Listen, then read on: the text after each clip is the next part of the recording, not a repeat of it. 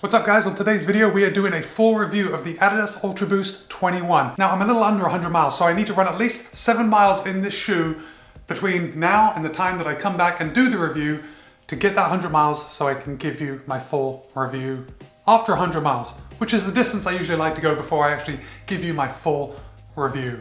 How many times can I say full review? Anyway, let's go for that run. Let's knock out those last couple miles. Then I'm going to tell you all about the Adidas UltraBoost 21. Oh, by the way, no one sent me this shoe for review. I bought it with my own money, and no one is going to be influencing my opinion on this shoe. Let's go for that run.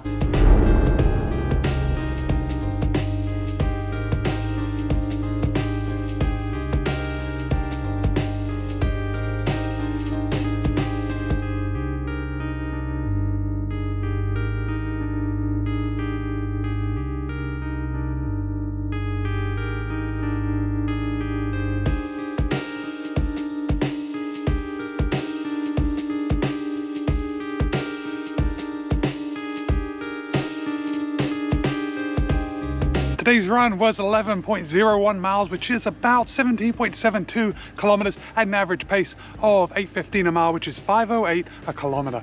The weather was gorgeous, maybe just a little warm. You can see here I've definitely broken a sweat on today's run. 67 Fahrenheit, which is 19.44 Celsius. Today's run brings my total in the Adidas UltraBoost 21 to 104 miles, which means I have run enough miles in the shoe to give you a full review. If you like running shoe reviews, make sure you give this video a big thumbs up right now. Before we go inside, let's just look at how this shoe looks after 100 miles of running.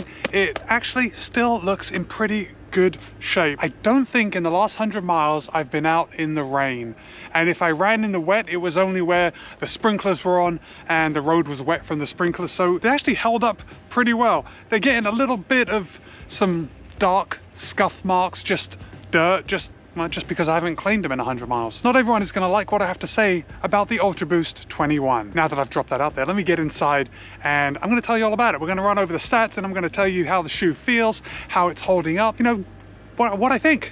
That's why you're here, right? What I think of the shoe. Come on. Okay, the Adidas UltraBoost 21. It has been hugely popular for many years. So this is how we're going to do it. I'm going to start off with the objective things, then we're going to get to the subjective part of the video.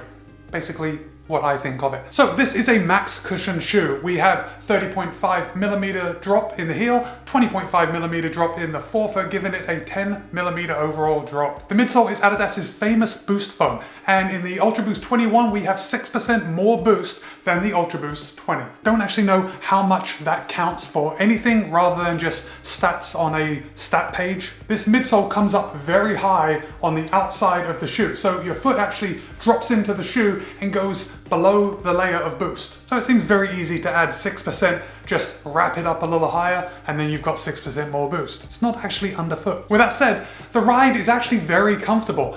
You see all this cushioning, this huge stack height, and you think it's going to be a very plush ride, and it's really not. Now that's not a bad thing. The ride is actually firmer than you might think by looking at it. The upper uses Adidas's Prime Knit upper. It's a prime blue material, and they use 50% poly-ocean plastics, which means they're grabbing those little bits of plastic that float around the ocean, they're bringing it all together, and they're turning it into this shoe. Seems like a pretty solid use of rubbish that floats around and kills dolphins and turtles and whatnot. Gotta give Adidas big props for that. If you can wear a good looking pair of running shoes and save the environment at the same time, I'm all on board for that. Now the upper is all one piece. The shoe actually fits like a booty. You slide your foot in there like a sock, then you just clamp down the laces and it locks down over the midfoot. Adidas does have these big plastic cages on the side which contributes to weight, but it also contributes to a good lockdown across that midfoot when you tie the laces. The heel collar is very thin, but there is padding on the inside and it's very strategically placed. They haven't just thrown padding all the way around the outside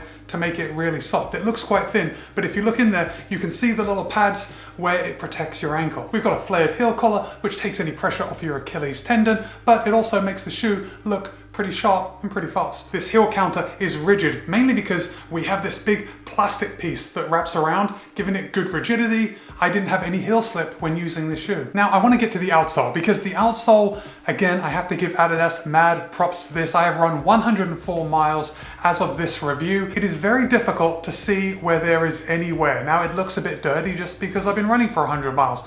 but as far as wear, it's very minimal. This is a shoe that will last a long time. Now, while we're talking about the outsole, you can see this big yellow piece right here. It does come in different colors depending on the colorway that you order. This is Adidas's new torsion system. They call it the LEP system. Stands for Linear Energy Push. The LEP system actually contributes to making the foot 15% stiffer in forefoot stiffness. Is that one too many uses of the word stiff? If I had to pick one thing about this shoe that I really liked, it is the LEP system, because this beauty is no skinny mini. Adidas claims it weighs 340 grams or 12 ounces, and they don't give a size for that. I think it's probably a men's size 9. But when we extrapolate that out to my size, men's size 13, UK men's size 12, the weight jumps up to 15.8 ounces or 448 grams. Now, I know what you're thinking. Matt, that is an obscenely heavy shoe, and you wouldn't be wrong. But the LEP system, I think, contributes to making it feel not as heavy. So we reduce that flexibility in the forefoot. It's quite a stiff shoe, and that gives a feeling of springiness in the step. A lot more springy than you would expect from a shoe of this weight. Now, of course, for a shoe of this weight, there is no getting around that it's probably not the best shoe for speed work. And this marks a point where I'm going to get into the subjective part of the video. Honestly, my arm is getting a bit tired from holding this shoe up like that, because this really is a beast of a shoe. It is very heavy. And even though when I was running in it, it did feel pretty good, my whole opinion of the shoe was kind of being adjusted because it was so heavy and I didn't expect much from it being that heavy, and it felt a little better than I initially thought it would. However, this is a $180 shoe. It's very expensive. $180 for a shoe that, in my opinion, can only be used for recovery, very easy runs. I don't even know if I'd use this for a long run. Well, hold that thought. I don't think I'd use it for a long run for a certain reason. Could you use it for a long run? Yes, you certainly could. And I'm sure there are some of you out there that go by the training philosophy of, well, Matt, if I run in a very heavy shoe, when it comes time to race day and I put on some wispy light racer, I'm gonna be that much faster. I'm gonna be used to carrying around this bulk, and then when I put on something light, I'm gonna fly. You may be right, but I don't know. $180 seems like a very steep price to pay for that kind of training, especially when there are so many other trainers out there that are just a little bit heavier rather than having all this weight. Now, how could Adidas change this? Well, I do have a few ideas. This big plastic cage around the outside, I don't know why they put it on here. This is a running shoe, so weight is key. Even in the maxed cushionist daily trainers, weight is key. When you put on a pair of running shoes, that weight on your feet is the thing that's moving. That's why it's imperative that we have shoes as light as possible. You are exerting that much less force with every gram that you can cut off a shoe. We could cut off several grams by just removing this big plastic cage that kind of wrap around the midfoot. We could have some very low profile Adidas overlays that would probably do the same job. I don't think it would affect the lockdown any less. Same thing goes for this big plastic overlay around the outside. Seems to me that it's just an aesthetic piece that Adidas has added on. Now let's talk about the boost. Now, while I'm all for the marketing idea of adding 6% more boost, I mean, it sounds good. 6% more boost, wow, gotta try that shoe. It's gonna give me a real boost. In reality, it is not a useful amount of extra boost. The boost comes up higher than where your foot steps in. So Adidas could have cut some weight by removing this extra boost and maybe made it a higher stack height. If they're married to the idea of having more boost than the last iteration, I think there may have been a better way to do it rather than just wrapping it up the sides of the shoe for aesthetic purposes only. The 6% extra boost actually do nothing for your running. Okay, now I want to talk about the upper, and I'm not going to harp on this for too long because I realize it is just me. A lot of people have run in this shoe and they've really liked it, but as far as the upper, specifically the midfoot lockdown, that is where I had my biggest problem with this shoe. Without exception, every run that I did in this shoe, I had pain on the top of my foot. And I think it was where, when I lock it down, the top of the material kind of buckles a little bit, or there is a little pressure from these big plastic cages on the side that just made a little hot spot. A lot of times I would have to stop and actually adjust it, kind of like move the material just a bit to take the pressure off. Other times the pain was only at a level 3 or 4, just a mere annoyance. For 104 miles that I ran in this shoe, I was always aware of pain on the top of my foot. It actually got to the point that towards the end, as I was getting close to 100 miles, I didn't want to go for my runs in this shoe. I wanted to pick another shoe. A lot of you are probably thinking, Matt, why did you bother run 100 miles? Well, I wanted to do my 100-mile review. I thought many times of just packing it in and doing a 50-mile review, a 60-mile review. But now that it's over, now that I've pushed through, I'm glad that I have run 100 miles in this shoe because I wanted to give it its full due. I really wanted to find out if this shoe got better over time. Unfortunately, for me, this shoe did not get better over time, and today's run will be my last run in the Ultra Boost 21. I will not be using this shoe again.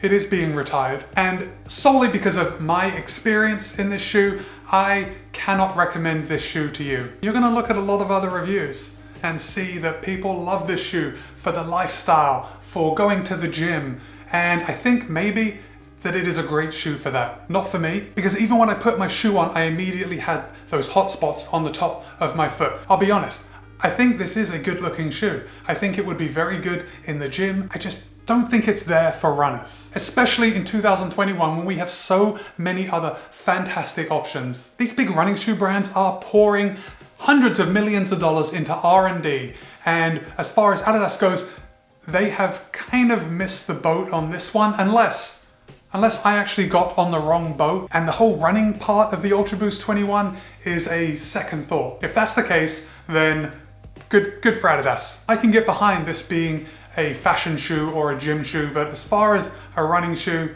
it's a no-go. But let me just say, if it were a running shoe, man, this shoe will stand up for the long haul. 500, 600, 700 miles. Okay, if you have made it this far in the video, I really want to know your opinion. What do you think of the Ultra Boost 21? If you've run in it, how does it feel to you? If you haven't, are you on the fence about buying it?